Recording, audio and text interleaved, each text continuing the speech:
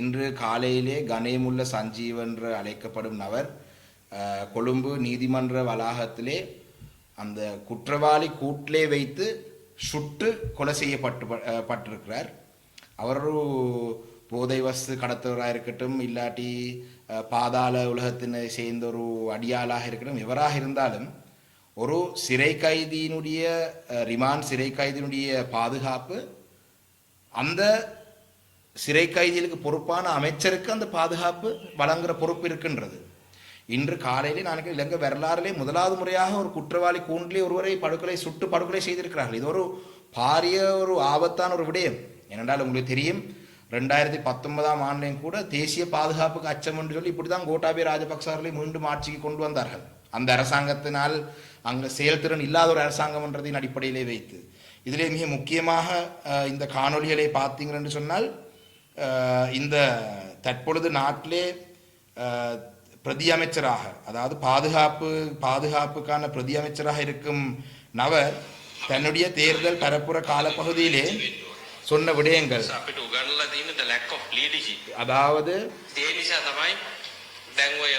මාධ්‍ය සම්දර්ශන දාලා අර යවස් මාෂල් තුයකොන් තකී වගේ මද්ද්‍රව්‍ය ඉත அவர் தேர்தல் காலத்தில் சொன்ன விடயம் ටීවී ඉස්සරහට ඇවිල්ලා ඕවා කරන්න ඕනේ. අපි දන්නවනේ ඔබලා අපි එකතු වෙලා මොනවාද බඩි පෙයාර හැටියට 4 දෙනා හැටියට 8 දෙනා හැටියට ගිහිල්ලා ඕවා කරන්න අපිට ඕනේ සුමානේ නැත්තම් දෙකයි පොය දෙකයි ඕනේ මද්ද්‍රව්‍ය නැති කරන්න.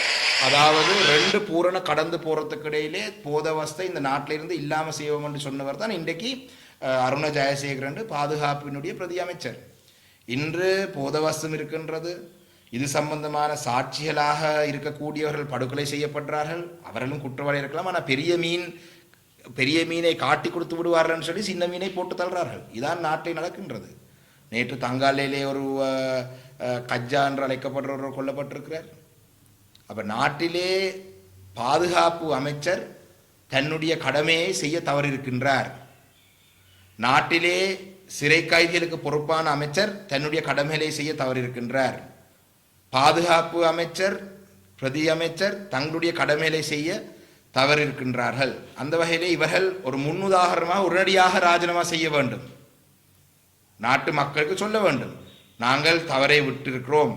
எங்களால் எஸ்டிஎஃப் இருந்தும் போலீஸ் இருந்தும் ஒரு கொழும்பிலே இருக்கும் நீதிமன்றத்துக்குள்ளே ஒரு குற்றவாளியாக அடையாளப்படுத்தி ரிமாண்ட் கஸ்டடியிலிருந்து இல்லாட்டி ஒரு சிறைச்சாலையிலிருந்து நீதிமன்றத்தை கொண்டு வரப்பட்டவர் எங்களால் பாதுகாக்க முடியாமல் போய்விட்டது. இதிலே வேடிக்கையான விஷயம், சுட்டவர் தப்பி சென்று விட்டார்.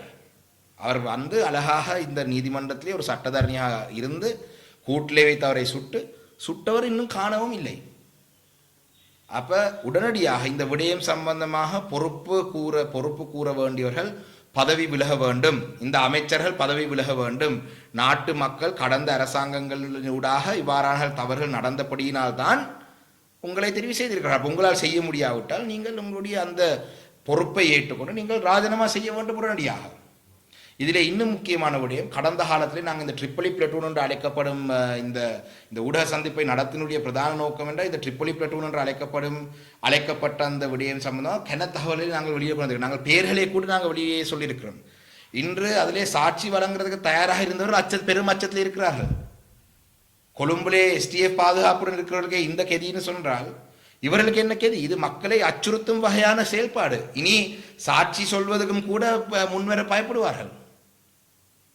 கடந்த காலத்திலே காத்தாங்குடி 650 எல்லையிலே சாந்தன் என்ற நபர் எப்படி கொல்லப்பட்டார், அந்த கொலைக்கு பின்னால் யார் இருந்தது, அதில் மனைவி போலீஸில் முறைப்பாடு செய்தது, அது விசாரணை செய்யவில்லை, காத்தாங்குடியிலே சுட்டவர்கள் சிலரை பற்றி இப்படி பல விடயங்களை நாங்கள் பாராளுமன்றத்தில் வெளியிலே சொல்லியிருக்கிறோம்.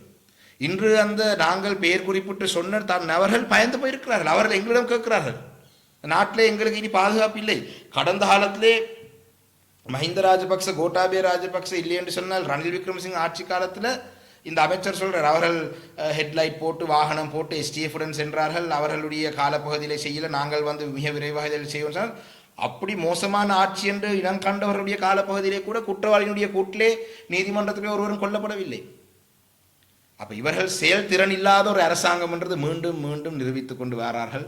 அந்த வகையிலே உடனடியாக இந்த பொறுப்பை ஏற்று உரிய அமைச்சர்கள், தேசிய பாதுகாப்பு அமைச்சர், சிறை கைதிகளுக்கு பொறுப்பான நீதி அமைச்சர் மற்றும்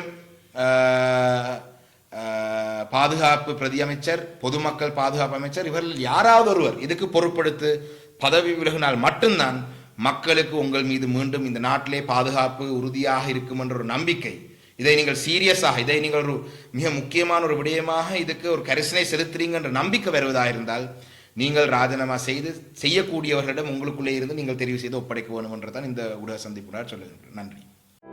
மெல்டால் விஸ்வாசனீய சாதனை.